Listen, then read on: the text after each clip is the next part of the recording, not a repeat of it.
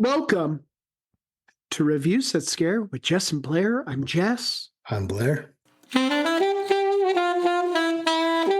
Blair, how are you? Well, first off, sorry to our listeners for another late episode, but I've been feeling rather ill lately. We got a couple sick boys on the pod. Yeah, we were going to record and release our episode yesterday. Neither of us were really up for it, so apologies on the delay. Alas, 'tis the season to get ill. It is. Winter is officially here. Yeah, we're down with the sickness. Yeah. Well, I'm glad that you're feeling slightly better. We are officially into the month of November. A little bit of a Halloween hangover, if you will. But believe it or not, we still have one more haunted attraction to attend. This weekend, I can't wait. Yeah, before the Halloween season is officially over this weekend. Lights Out event, Edmonton. Here we come. Yeah, I can't wait, man. Yeah, we'll get to that in a later episode eventually. Yeah. Because today we are reviewing our first film of the month of November, aka Prequels month. Yeah. But before that, what do you say we chat a little bit about some horror news? This is horror news. Blairski, you got some horror news? I do. It has been announced that both Robert Englund and Richard Brake have been cast in the new upcoming Puniverse movie, Pinocchio Unstrung, which is pretty awesome that they can nail, especially Robert Englund, let alone Richard Brake. Yeah. On top of that, they have released the first images of Pinocchio, and he looks pretty cool. Like, agreed. He looks really cool, like really menacing. It's definitely animatronics. It's pretty awesome. Definitely fits the universe feel. It sure does. Yeah. So that was my first piece of horror news. The last thing I have here is news regarding Universal Horror Unleashed, the new Vegas theme park set to open next year. Although they haven't announced a specific date, it will be in 2025. And they announced the 4 haunts that they will have opening night, and I'm assuming at least for the first year of operation, which will be Exorcist Believer, the Texas Chainsaw Massacre, Universal Monsters, and Scarecrow the Reaping. Excellent. I can't wait, Jesse. We are going to Vegas, buddy. We're going. We were talking about that earlier today. I am somebody who, my party days are over. I have no real desire to go out clubbing or going to the casino or, but I would definitely go for a weekend trip to Vegas to do some haunted attractions. Man, spend the day at Universal, Horror Unleashed, and maybe go watch Cirque du Soleil at night or something like that. A Cirque du Soleil, a Penn and Teller, if you will. What are the guys with the tigers? I think they are. What are the guys with the tigers? Singfield and Roy or something like that? Singfield and Roy, One of them died, I think. Well, R.I.P. Chris Angel. There's Chris Angel, David Copperfield. Mind freak. So who knows? We'll go for the weekend. We'll take in the show. We'll eat at as many all-you-can-eat buffets as possible, and then go to some haunted attractions. I can't wait, man. We're just waiting on a release date, and we'll be getting Sounds tickets. Great. Yeah. Sounds great. I got a couple pieces of news here. It's official. The Black Phone 2 has begun production. The Black Phone 2, of course, a sequel to the popular movie based on the Joe Hill short story, is set for an October 2025 release and will once again star Ethan Hawke as the Grabber. Well, there's no other person that could play him at this point. And also, you haven't even seen the original, Jess. I'm quite disappointed. I haven't. I'm going to wait, and I'm going to watch it before the new one comes out. I mean, the first one had a ton of success. I guess they're banking on the second one being as successful. The original brought in $161 million worldwide. That's crazy. I didn't think it did that well, to be honest with you. I liked it. I didn't think it was anything spectacular myself, but I did like it. But yeah, that's crazy that it got those numbers. Yeah, I'm gonna watch it. I'm gonna watch the first one. I'm a big Ethan Hawke fan. I love Joe Hill. Mhm, Yeah, bring it on. mhm, Bring on mhm, some mhm. scary phones. All day.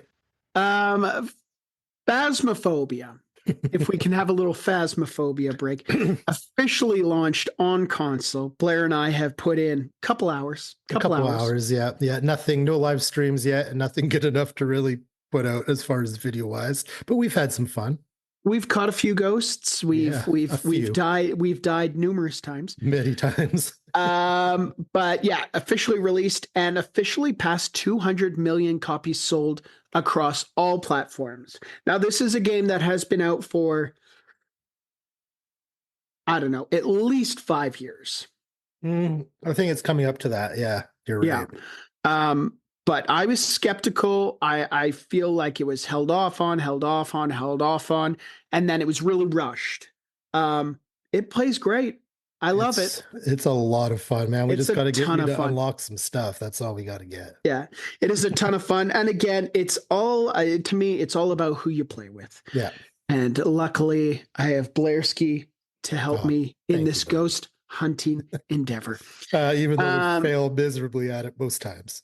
we need a lot of practice. We need a lot of practice. I need to, better understand how to use the EMF reader, the proper thermometer in hand, and a crucifix here or there. Yeah, yeah. And Why not? sanity pills. Remember the Yeah. sanity pills. For anyone unfamiliar with the game, Phasmophobia is an online cooperative ghost hunting game where Mhm. you use various tools to identify ghosts Before they um, kill you. before they kill you. Yeah. Yeah. Finally, Lionsgate has officially announced that Orphan 3 is in the works. The first one, I didn't realize how big of a gap there was between the first one and the second one. First one came out in 2009, and we didn't see a second one until 2022. And bro, we're reviewing that this month. We're reviewing it later this month. Really Yeah. excited about it. Much like Black Phone 2, not a whole lot of news on this one, but an exciting announcement nonetheless. Bring Yeah, it for on. sure. Okay, that's all I have for horror news. What do you say we jump into this week's episode? The first episode in the month of November goes to 2017's Annabelle Creation. Runtime on this one, 1 hour, 49 minutes. Blairski, initial thoughts on the runtime? Maybe 20 minutes or so too long. But the runtime in general, it's not too bad considering it's the Conjuring universe and Yeah. all the movies are kind of around that. So I get it. But for this one in particular, a little long. Yeah, we were chatting about it earlier today, and we had kind of agreed that maybe 20 minutes too long. But really good pacing at the beginning. And then I feel like when stuff really started happening, there was maybe a few unintended or unnecessary moments, but Yeah. we'll get into it later. Before we do that, let's talk about some fun facts. Fun facts. Facts that are fun. Blairski, you got some fun facts for Annabelle Creation? Yeah, I do. I got a few. They're all pretty basic. This movie is a prequel to 2014's Annabelle, and Yeah. it is the fourth film released in the Conjuring universe. The very creepy score, which we'll talk about later on in this movie, was thanks in large part due to inspiration from the score in The Shining, which is pretty awesome. Great score. A real life exorcist, Father Robert, was hired as a consultant for this film and also blessed the set, which Cool. is pretty wild. And then finally, numbers thing, on a budget of $15 million, this movie made a whopping $306 million worldwide. Whoa. Over $306 million. Holy mackerel. Yeah, you're Wow. looking at a profit of like over $280 million. That's insane, man. Say what you will about the Conjuring universe. There's a million movies to watch in the universe. Say what you will. But people, myself included, yourself included, love it. Yeah, I've seen all of them multiple great times. movies to see in theaters. Unbelievable. Wow. Yeah. And that's just one movie, man. Unreal. Yeah, to add on to that, with Annabelle creation, like you said, the fourth movie in the Conjuring franchise, it officially broke $1 billion globally at the box office. The For the franchise, franchise. Yeah, that's once this movie was released. and That's, who's got that franchise? Blumhouse, doesn't it? Blumhouse and yeah, Atomic Monster? it Yeah. is. It is. I don't even know if it's Atomic Monster, but it's I know definitely James Wan's Blumhouse. definitely involved anyway. Yeah, $1 billion though after 4 movies. That's Those are crazy. like that's like Marvel, Marvel numbers. That's Yeah. unreal. Yeah. Yeah, that's crazy. Trio Tool, who plays the adult Annabelle Higgins, usually works as a stunt person and has done stunt work for Vera Farmiga, aka Lorraine Warren, in Cool. the other Conjuring films. Really, really cool. Cool. Okay, let's chat about the fine folks who worked on Annabelle creation. First of all, directed by David F. Sandberg, also directed 2019's Shazam, 2016's Lights Out, 2023's Shazam Fury of the Gods, and is directing the upcoming Until Dawn video game adaptation. Really cool. Yeah, I'm excited to see that adaptation, man. That's one I'm really looking forward to. It's a great game, and yeah, it's going to be a lot of fun, that one. Mm-hmm. Okay, written by Gary Doberman, also wrote 2019's Annabelle Comes Home, 2018's The Nun, 2014's Annabelle, 2017's It, 2018's The Nun. I said that already. 2019's It Chapter 2, 2024 Salem's Lot, and will be writing for the new Gargoyles TV series. Those are some massive, massive, massive credits. Huge credits, but wait, new Gargoyles TV series. Yep.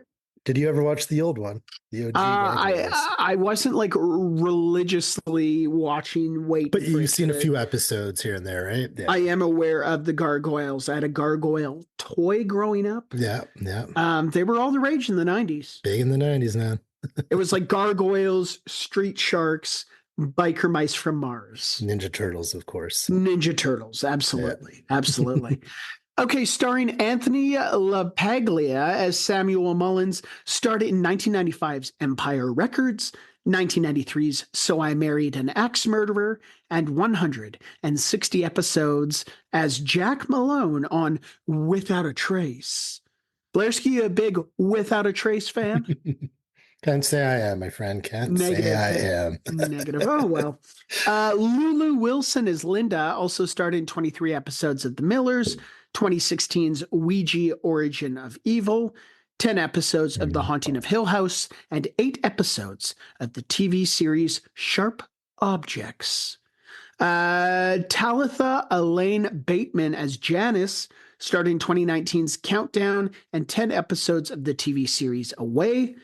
Marana Otto as Esther Mullins, starred in 1998's The Thin Red Line, 2022's Talk to Me, 36 episodes of Chilling Adventures of Sabrina, and of course played Éowyn in the Lord of the Rings trilogy.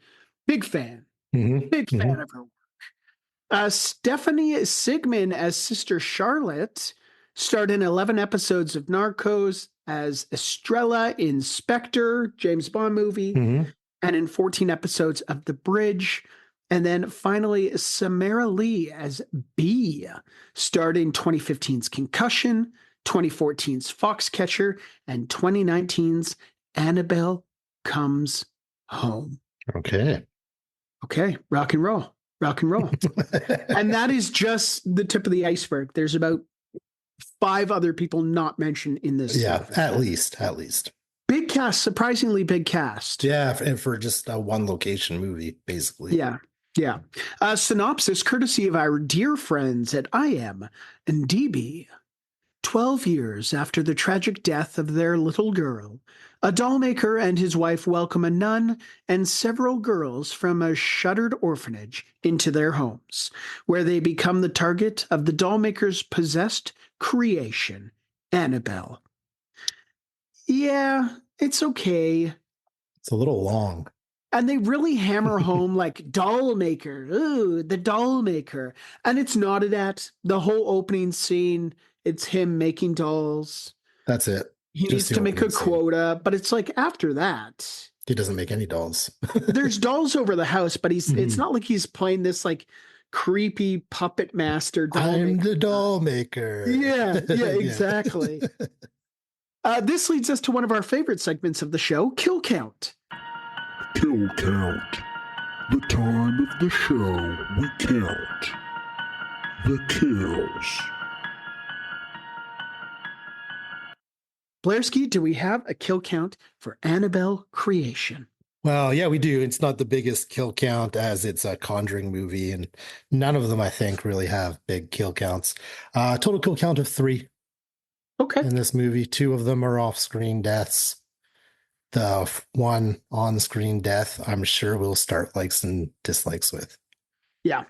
You know what? 3 is, not a bad number when there was, I don't know, maybe 12 people in the movie. Yeah, true that. True that. You know, Ratio thing. It's a ratio thing. it's all about the ratio. It's all about the mathematics. It's all about the equations. It's all about the ratios. Okay, this leads us to one of our favorite segments of the show, likes and dislikes. Likes, dislikes, likes, dislikes, and everything in between. The portion of the show where we chat about what we liked, what we didn't like, and everything in between. Blairski, would you like to kick this one off? Yeah, well, just what I just said. The only death that you do see on screen is B dying at the beginning of the movie, which to me was very reminiscent of Pet Sematary. Pet Sematary, it had Hereditary vibes. Hereditary vibes for sure. Just, Yeah. And a tragic event. It is a death that we'll talk about, I'm sure, in lessons we learned from watching. Yep. Yes, we will. I got to start with a dislike. Mhm. I hate the title of the movie. Annabelle Creation.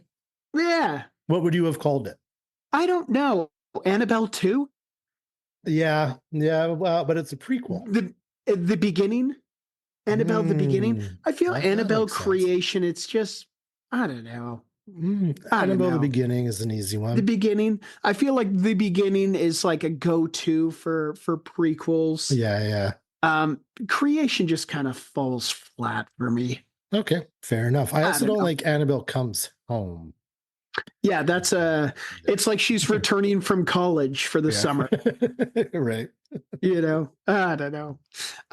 So what I did really like about this one, and this kind of goes with most of the movies in the Conjuring universe, at least the ones that I've seen, great tension in this movie. Mhm. Like I was saying, I feel like I say this a lot about a lot of the Conjuring universe, but great tension, great camera work, Mhm. and great use of the score to create a killer atmosphere. We were talking about it earlier today, but the camera likes to show the audience things that the characters don't see, at least not right away. So we're anticipating something happening to the character, and sometimes they do happen, and sometimes they don't. It just builds the tension. It kind of makes you let your guard down a little bit. The one part I mentioned to you earlier today, when Janice was going up the stairs on Yeah. the little elevator thing that they have. Yeah. And at the very top of the stairs, you as the viewer can see down the hallway behind her, but Yeah. she can't because there's the wall there. And as she's coming up to it, it's pitch black, but you see a figure just standing there and then kind of slowly walk away into the distance. Yeah. And she doesn't see any of it. So it is a kind of cool aspect because you don't know what's going to happen when she turns that corner. I love kind of those blink and you'll miss it moments, which this movie has a lot of them. I took my eyes off the screen for 1 second and missed one of the coolest bits of the movie and had to replay it, and it was still excellent, but I wish I would have witnessed it in the moment. But I took my eye off the screen for 5 seconds and it happened. Can you tell me what part that was? Yeah, and it was one of the coolest parts of the movie. Okay. It was when the 2 older orphans were talking underneath the bed sheet, kind of making fun of the doll maker's wife. Yeah. And it was so good. There's that Such bell. a great scene. The bell. She's the wife is bedridden, and she has a bell that she uses if she, needs her husband to get her anything. And that's what they were hearing under the bed sheets, was the bell coming from the bedroom at first, but then it started getting closer and closer. It was so good, man. There's honestly, there's so many memorable scenes in the movie, especially kind of early on to the midway point. Obviously, towards the end, a lot of stuff happens really quickly. But great memorable scenes in the movie. The closet scene with the bed sheet Mm-hmm. might be my favorite Conjuring moment, besides the bed sheet scene from The Conjuring. It was just so cool with Annabelle standing up with the bed sheet. Of course, the two older girls under the sheet with the great jump scare. Nice little nod to the nun in the photo. Yeah, it was. The vomiting scene under the floorboard. Mm-hmm. The well scene, the dumbwaiter. It goes on and on. A lot of really great scenes. I was surprised how much I enjoyed this movie. They make really good use of bed sheets, hey, the Conjuring universe. They really do. Half the budget goes to bed sheets. Yeah, right. Yeah, absolutely. The set in this movie was awesome too. I love any horror movie that takes place in a secluded farmhouse. Yeah. I.e. Texas Chainsaw Massacre, even, right? Like, there's just something about that secluded farmhouse vibe that is eerie. That's just eerie. Just in general, like you had mentioned The Shining earlier, and just in The Shining, the Overlook Hotel is such, it's a character itself. Yeah.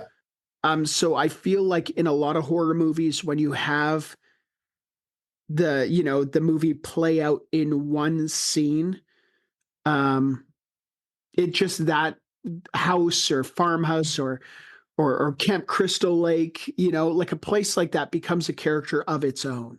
Yeah. No, I agree. I love it. I love it so much. Or the cabin in Evil Dead almost. Well, Dead, Yeah. absolutely, 100%, 100%. I really, really like the pacing of the movie. I had mentioned this earlier. I thought the beginning was fantastic. I thought it was timed perfectly. Enough action was going to keep me interested.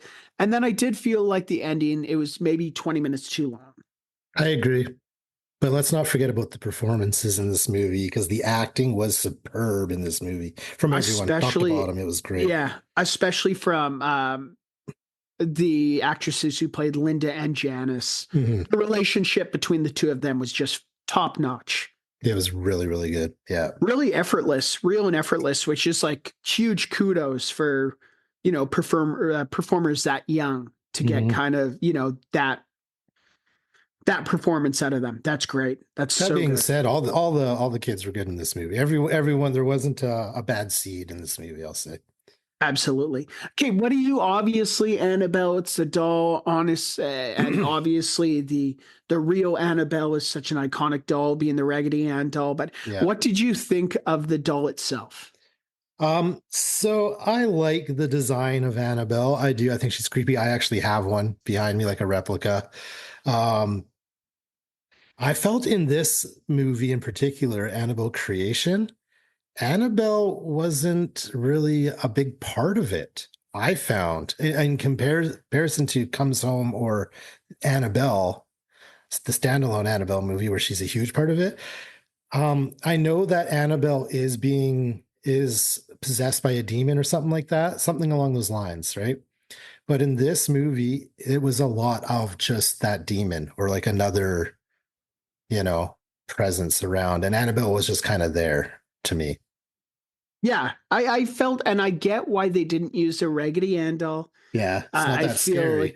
No, and it's also, copyright, whatever, but I think it would have come off as really comical. Yeah. If they were to use a Raggedy Ann doll, it's like, oh my God, that is so campy, which is great. Yeah. But not terrifying at all. I do like how they have a little nod to the Raggedy Ann doll towards the end. I thought that was great. The doll itself, it was fine. I think I agree with you. I was expecting it to have maybe more of a role. Yeah, it would just kind of appear here and there. Although any scene that Annabelle was in, the doll, it was a pretty cool scene. Yeah. Although, a little bit too much computer work used on Annabelle.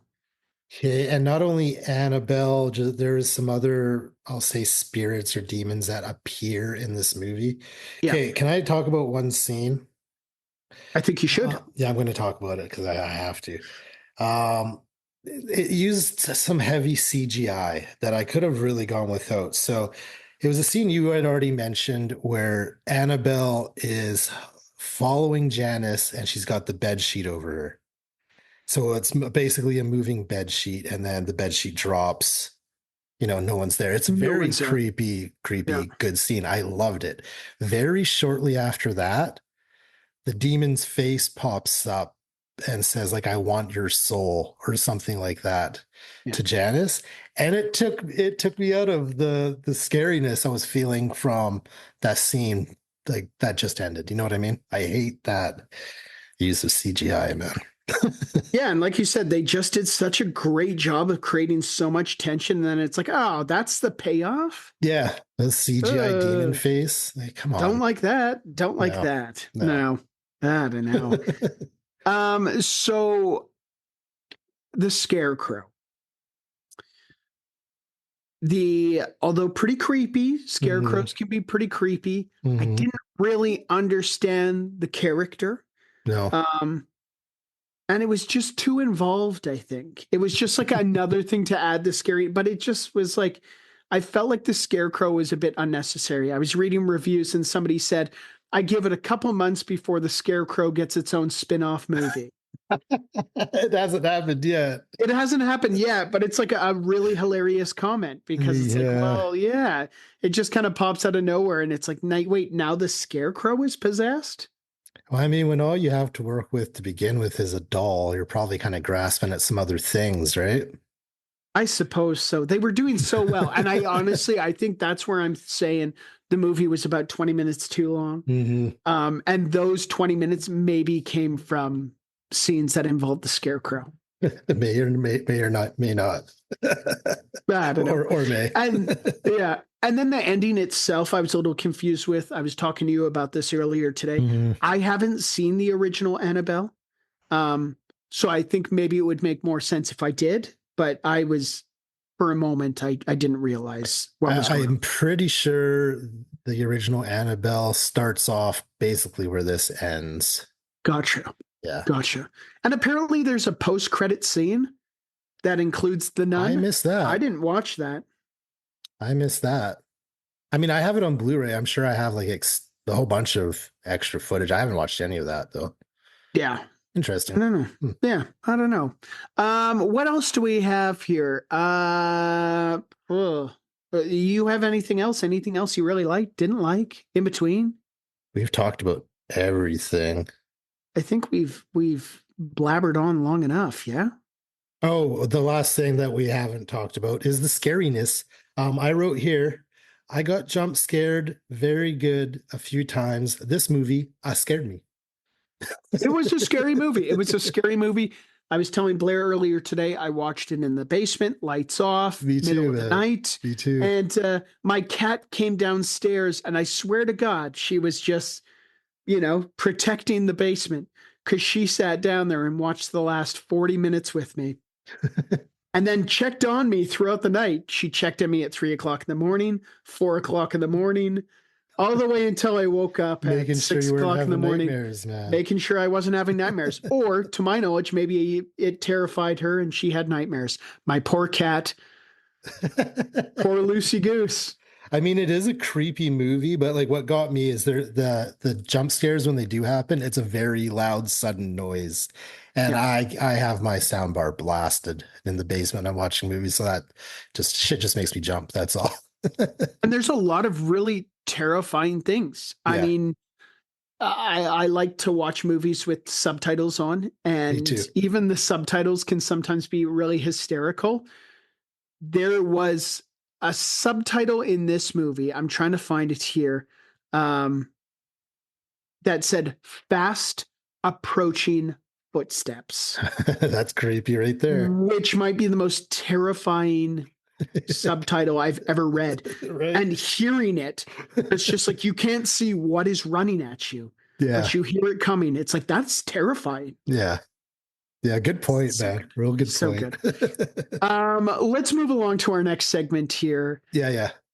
Lessons we learned from watching 2017's Annabelle creation. Lessons we learned from watching. Insert title of movie here.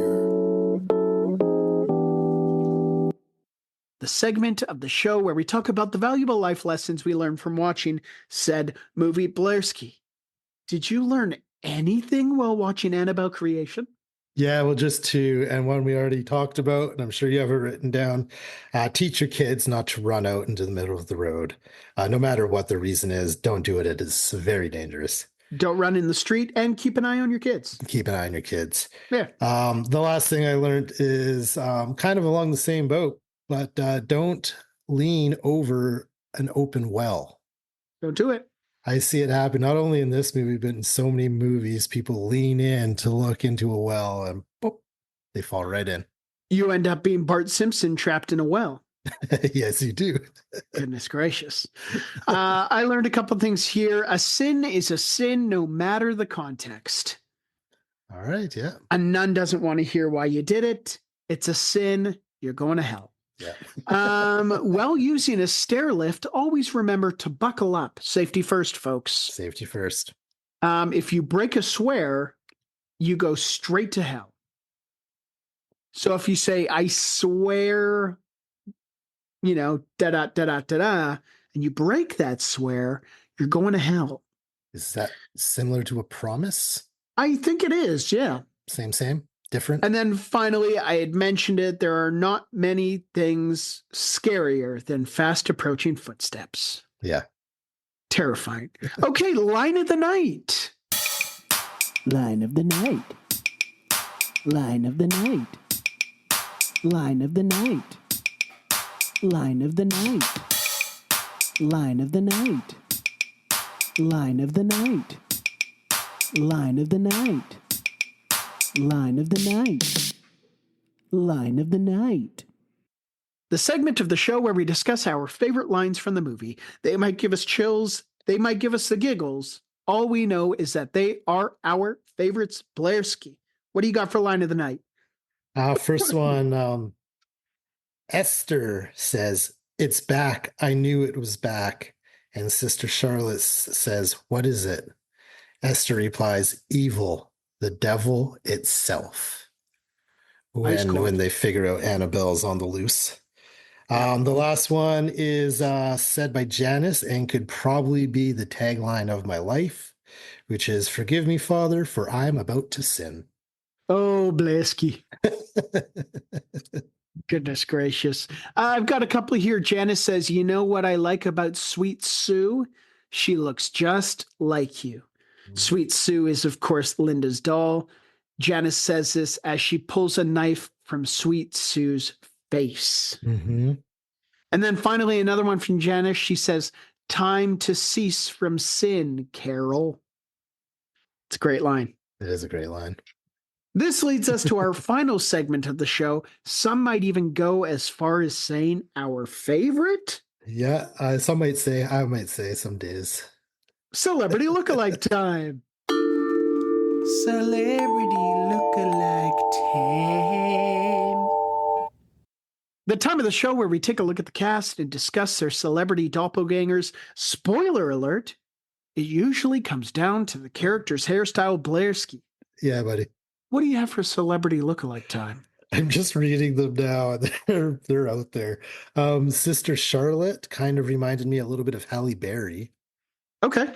And then lastly, Samuel Mullins kind of reminded me a little bit of Al Borland from Home Improvement. Okay. And It's the beard and the flannel shirt. For sure, but if you remove the beard and maybe lose a little bit of weight, you got Charlie Sheen. Okay. This is, of course, coming from the man who once said that the animated child, Charlie Brown, reminded him of notorious serial killer Ed Gein. Oh, man. The Plainfield Butcher. Blairski. He's never going to let that go. Never. I have one here. Sister Charlotte reminds me of actress Rosario Dawson. Okay. Yeah. Good. Okay, this leads us to our final rating for 2017's Annabelle creation. Blairski, out of 5 locked rooms that are totally off limits, 1000% forbidden, completely prohibited, an absolute no-no. But hey, what the heck? Let's go inside anyways. It could be fun. What are you giving it out of 5? And I actually think I gave you the I changed the review on you. But I'm how I have it written down is how it's going to be said. perfect. That's brilliant. That's brilliant. I'm going to be giving Annabelle Creation 3.5 locked rooms that are totally off limits, 1000% forbidden, completely prohibited, an absolute no-no. But hey, what the heck? You only live once out of 5. There you have it. Yes. I'm going to give it 3.5 locked rooms that are totally off limits, 1000% forbidden, completely prohibited, an absolute no-no. But hey, what the heck? Let's go inside anyways. It could be fun. You only live once out of 5. Blairski, this is a fun movie. You said that like a pro, like an Well, absolute pro. It is a fun movie. Yes. That's yes, why they it pay is. me the big bucks. Yeah, it is. yeah. It's a perfect addition to the Conjuring universe. Yeah, it is. And a good way to start the month. Agreed. I'm really, after seeing this one, I'm really, really looking forward to seeing the remaining 3 films this month. Yeah, me too, man. Yeah, should be fun. Until then, though, this has been Review Set Scare with Jess and Blair. I'm Jess. And I'm Blair. Remember to stay scary. And eat every sandwich. Bye. Bye.